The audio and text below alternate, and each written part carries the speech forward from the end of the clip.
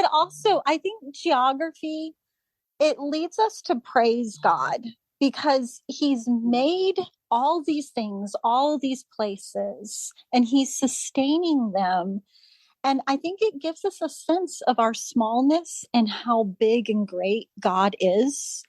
And so I think that's a really good thing. Humility is a good lesson to learn, and geography is one of those ways.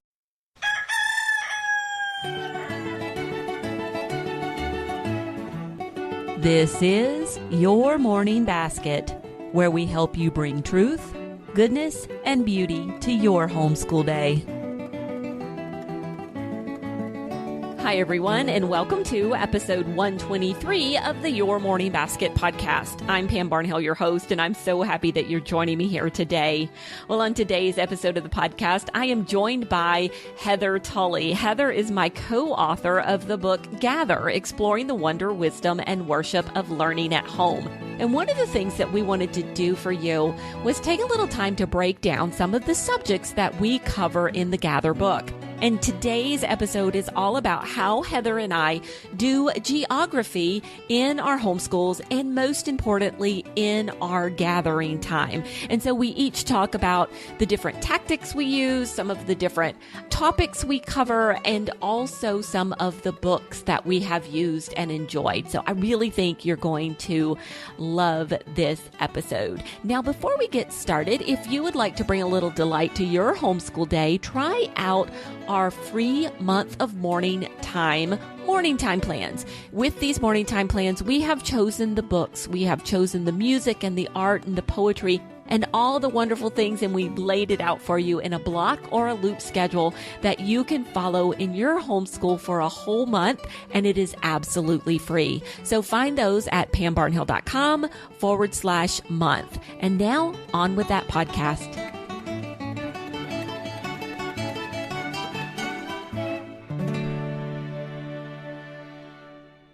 Heather Tully is a mom of 10 kids who's been practicing morning time in her home for over 18 years. She's a documentary photographer who seeks to capture the wonder in everyday life. You can find her online at heathertullyphotography.com, where she shares her work and the photos of her family from their Georgia home. Heather is also the co-author of this great new book called Gather, Exploring the Wonder, Wisdom, and Worship of Learning at Home. And we're laughing because Heather's my co-author on that particular book. And goodness, it's been out for 4 or 5 months now, hasn't it? It has. It's exciting to see it, to finally hold it after all that time. It really, really is. And it is filled with the beautiful photography that Heather took of all the different families. But one of the things that we want to talk about today, there are a lot of how-tos in that book, and we want to bring some of those how-tos to life for you. And we're going to start with geography. And so that's what this particular episode is all about. So Heather, just real quick, can you remind listeners a little about your homeschool and how long you've been doing morning time? Yeah. So thanks for having me again, Pam. So we have been gathering together. This is our 19th year, and it's our 16th year of homeschooling officially. But I started back when Patricia was 3 and I had a baby, and I probably was close to expecting. So 19 years of gathering together, and I've got about, 14 more years to go with the children. And then I get to gather just me. As Peter Rollins taught us, right? Yeah. Continue. Get to do your mother's morning basket, for sure. Right. Okay. So what does geography look like in your homeschool? Is that something that you always do in your gathering time, or do you sometimes do it independently? Like, how does it fit into the whole overall plan as far as related to morning time? Yeah, so we do a mix of both. We have some geography time that we gather all of us together, and then big kids work independently. And then I work with some maps with little kids. So I try to find a book. I kind of call it my spine, a main geography book that I can read to all of the children. Sometimes I pick a book that's just going to be one place. We're going to read it all year long. Sometimes I pick a book per term. So we might read 2 or 3 different books. But I kind of do that summer planning and decide where would we like to visit, what part of the world or what part of our state do we want to learn more about. And I'll read that book to everybody at the morning table. Okay. And so we start there. Sometimes we even do some map work together as a family. I might do that once a week, pull out a blank map. Lately, we've been studying North America. So we have a blank United States map, and then we have a blank, it has Canada, the United States, and a little bit of Mexico also. And so as we're reading in our book, when we come to a new place, we'll fill it into our blank map. So it depends on how the morning's going. If I've got everybody's attention and the 5-year-old isn't falling apart yet, we'll pull out those blank maps. I keep them in a binder so they're easy to find. And we'll just do it right there at the table together. But often I have the big kids do that on their own. So it's just, they can pay better attention. So would you say that you have something geography related going on in your homeschool all the time? Yeah, pretty much. We start when they're little, books by the Hollings. And I know we're going to go over like what's some favorite books, but there's geography books you can do when they're just first starting and then all the way through high school. And it doesn't just apply to a geography book. If we're reading something in the Bible, I pull out a Bible atlas and we look at a map. When we're reading things in history, during our gathering time, we often read a history spine. I'll pull out an atlas and we'll look, where is that happening?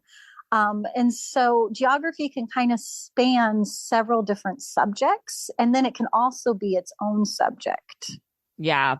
So I would say we don't always have something geography related going on. I would say that probably about once a year, we take a little portion of the year and do something geography related. So like we might read, so like last year we took a portion of the year and one of the books we read in our gathering time was Halliburton's Book of Marvels.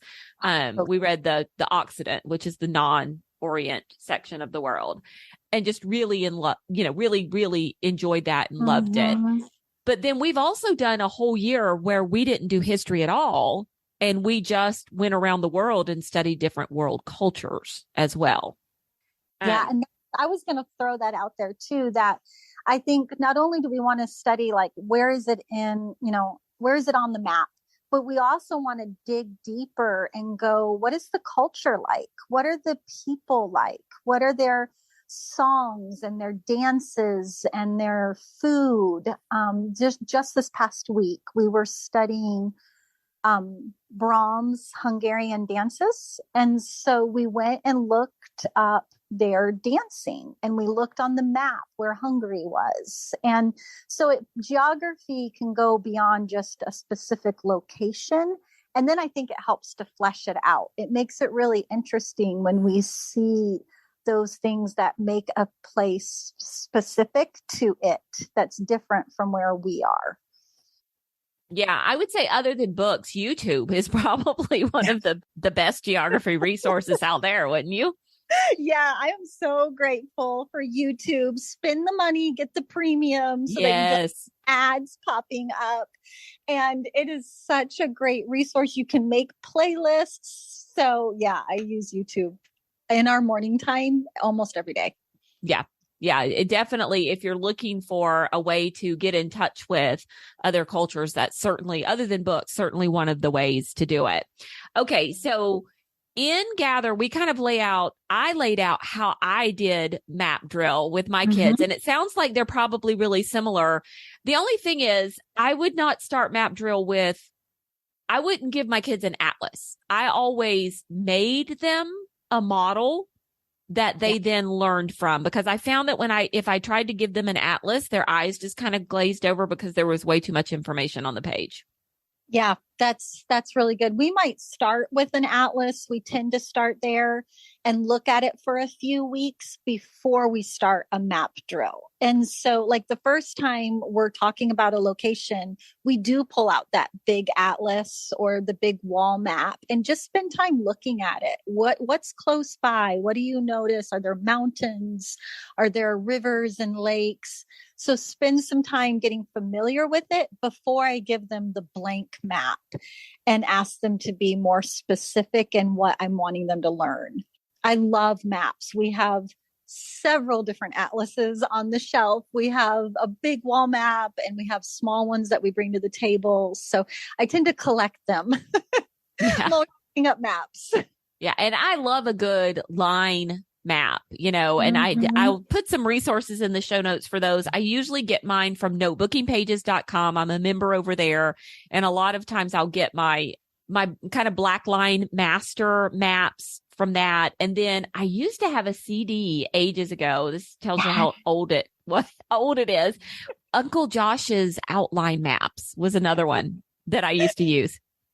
I have a different CD. So I'm one of those old homeschoolers too, that I still have my binders CDs that I pull out for, oh my goodness, for resources. But you had a different one?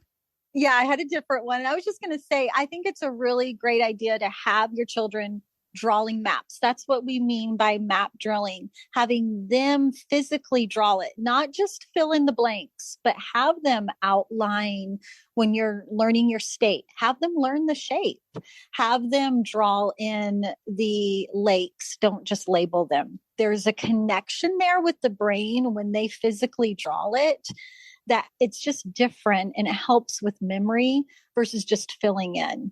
So I think a combination. Sometimes we fill in a blank map and then other days they're drawing it.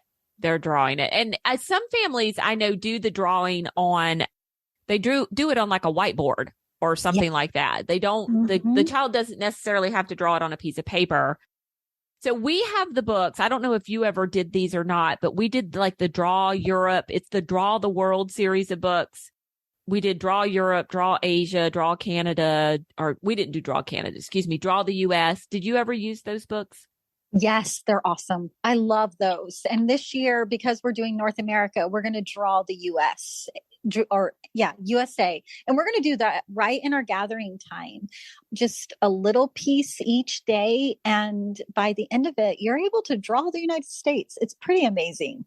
Yeah. And that is one of the great things about this book is she does show you step by step, like, each book is 40, 50 pages or something. And you turn to the first page and she helps you add a little segment each and every time. And so one of the ways that I used to use this with my kids is we would go in and we would do the first segment and we would add for a while. We would add a few different segments and then I would have them go back and start fresh every time. And then sometimes we would add on to one that we had already started.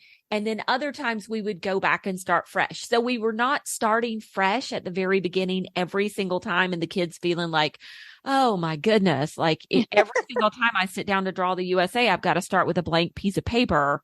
Right. Sometimes we would just add on to the old ones. But so we kept them all as we worked. And so sometimes we would be starting from the beginning and then other times we would be starting from something that already had a beginning to it, if that makes sense. Yeah, that makes sense. And that we did similar things. You're going to want cheap copy paper when you use them because you do go through a lot of paper, but that just little sections each day is really doable and it's good. You can, pause if your kids start to get overwhelmed, especially as the map grows bigger, just repeat a day several times, but that one's really handy. And so we do a combination. I like the detailed map that we work on throughout the year that we're filling in, but then learning a broader map that's a little less filled in, but they have it memorized is, I think, a really good tool for kids to learn. Yeah. So, we're talking about it's good for the kids to do this. Why? Why is it good for the kids to know these locations? And I will tell you, I am not ashamed to say that the reason I want my children to know is because if anybody walks up to them on the street with a microphone and asks them a geography question, I don't want to look like an idiot.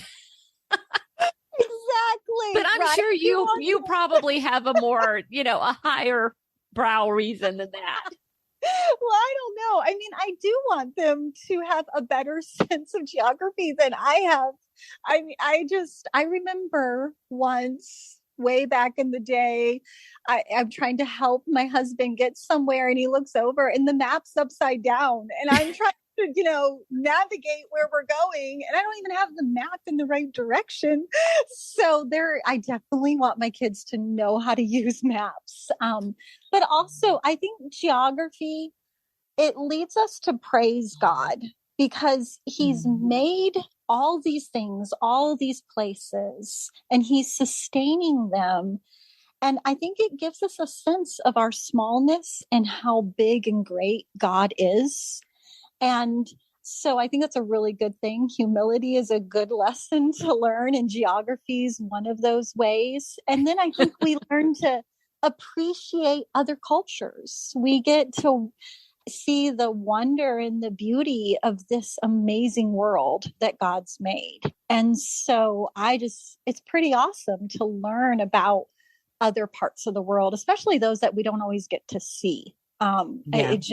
It opens up our eyes and opens up our mind that it's a lot bigger than just me and this little place I live in.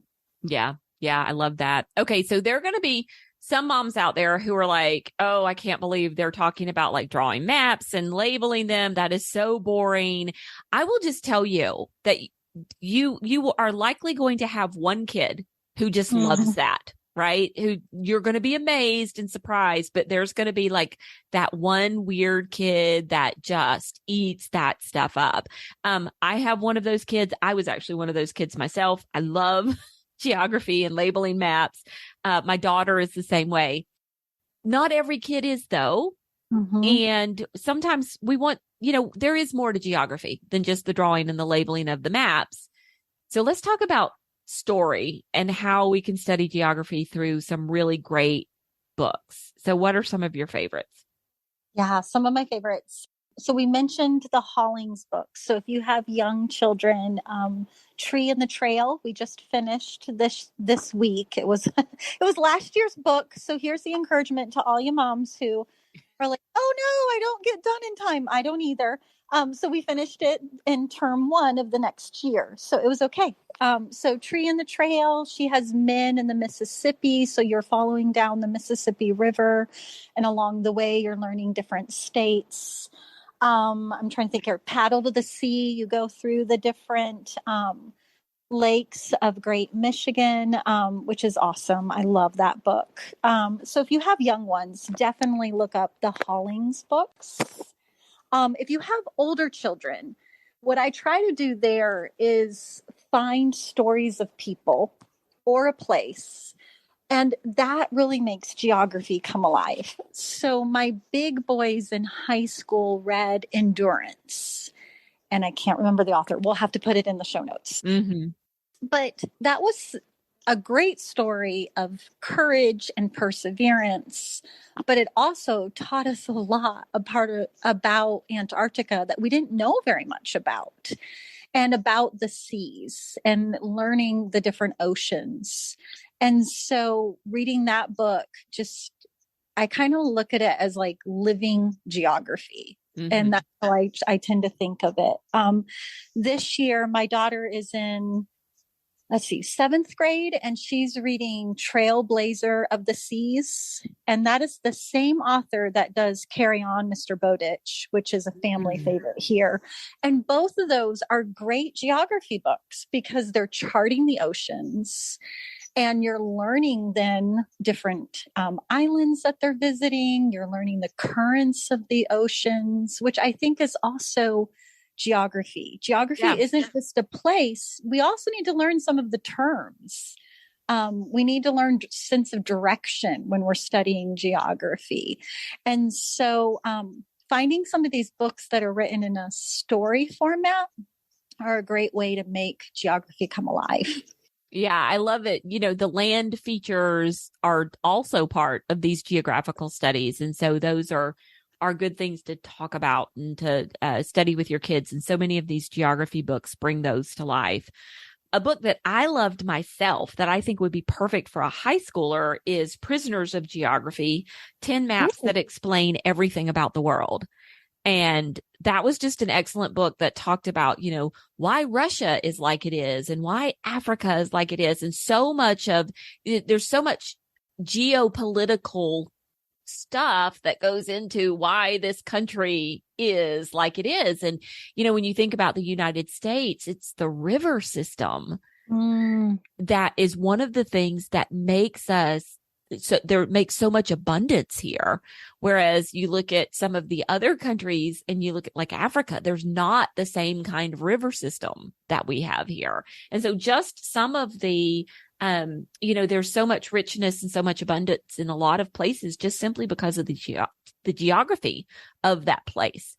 And it's really fascinating to look at. And, like as we're recording this, there's the fighting going on between Russia and the Ukraine. And the author of this book said this was coming because Russia needs that port that will not freeze in wintertime. And that is there at the Ukrainian end of Russia. And so, there's just so many really cool things that come out of that understanding of the geopolitical features as well. I'm going to have to write that one down. I don't know that one. It was really cool. And there's a young reader's version too. Now, I have not read that one myself, but there's a young reader's version. And it's really fascinating. Really, really fascinating. That's really neat. So you mentioned just a few minutes ago, learning like geographical terms. And I have right in front of me a really great, it's a picture book, but I'm telling you, Pam, I pull it down all the time. I think I have it. Like, I have no idea what this means. And it's called Geography from A to Z, a picture glossary. Yes. So I feel like that's like, you need that book on your shelf. Just a great reference, right? It is. Last year, I was teaching geography to 6-year-olds at our co-op, and I didn't know what an isthmus was. I was like, I'm going to have to go look that up. So it's a great one. I think I try each term to pick a few geographical terms that we can learn and we can find on a map, and just so that we can get familiar with some of those phrases and words that you'll often hear. So that's another good tip, is you can throw in a few of those terms and try to make that part of your study as a group, as a gathering, at your gathering time. Yeah. What other supplies? So we've talked about paper, pencils for the map drills. I always, when we were labeling maps, I always like to put those into page protectors and then use kind of like the wet erase fine tip markers or the fine tip dry erase markers with the erasers on the end. Yep. Lots of maps, collect atlases. Yes. I like to have maps that are not just current, but old maps. So if you're studying colonial America, get a map, get some maps from that time period, and then you can compare them. How has Boston shifted? How has a state shifted in its boundaries? So that's a lot of fun. And you can pick those up, not just online, but if you're visiting a place, they often will have those kinds of resources. So lots of maps, get a globe. Yes. That's a great way to teach our children, our world is round, and getting to see the size of the ocean, the difference between the Pacific and the Atlantic Ocean. So a compass is another thing that I think is really great, teaching our children to orient themselves. Okay, here's north, here's south, here's the lines of longitude and latitude. And so a compass is we always start there when we're making our map. We make a little compass rose down in the corner.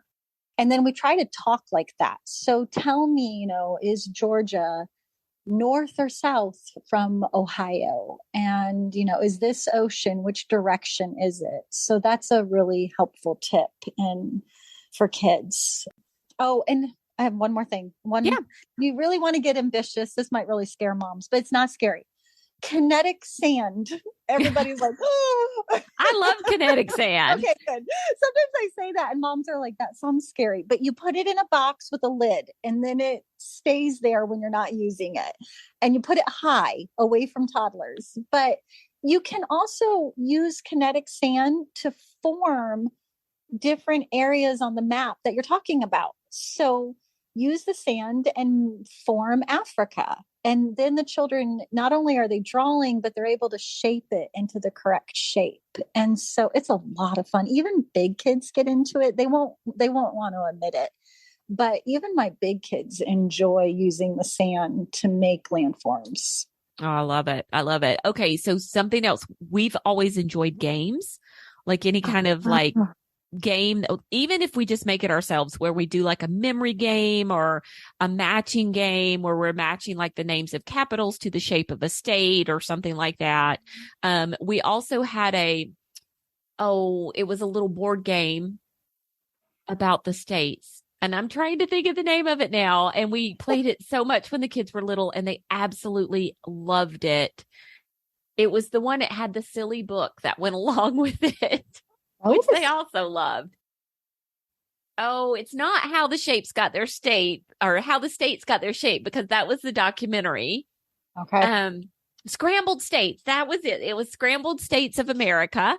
And it had this kind of goofy little picture book. And I think there was even a sequel called the Scrambled States Talent Show, but there was a board game that went along with it. And my kids love to play that board game. And so we played that.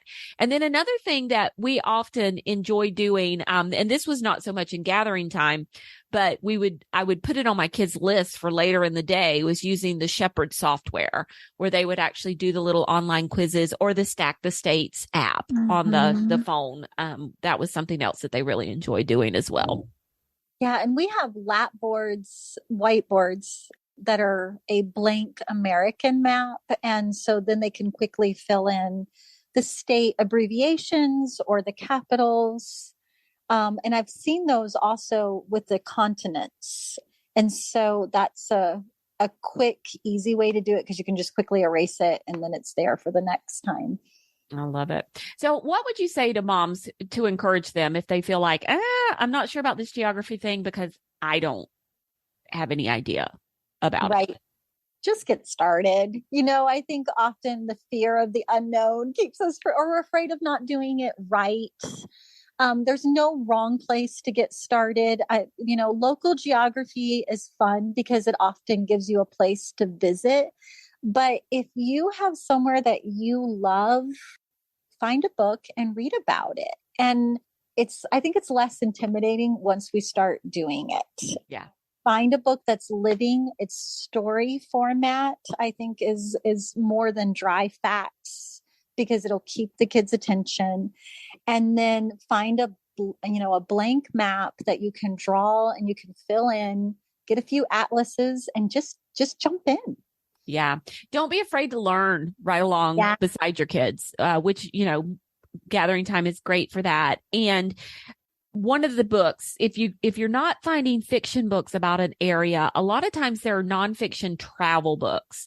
And so you're not looking for the travel guide necessarily, but books where people have visited that area and have written about their travels. And so they might be nonfiction, but they're going to be that living book that Heather's talking about, where they're telling you about the place, but it's wrapped up in this wonderful trip that they're taking.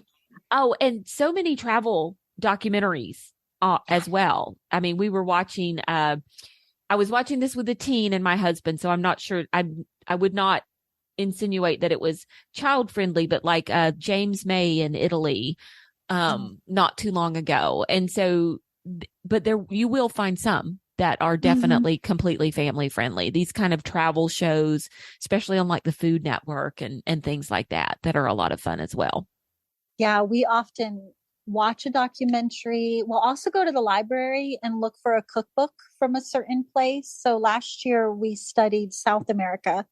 And so we made some dishes from South America. And that was a lot of fun, right? Like it was just, it made It does make it more living and more enjoyable. And obviously, you can't make the food at gathering time, but we picked out what we were going to do. We looked at the cookbook. And then we did watch some different clips about South America right there at our gathering time. So the library often has also, if you're old school, you're an old mom, you can go get a DVD at the library.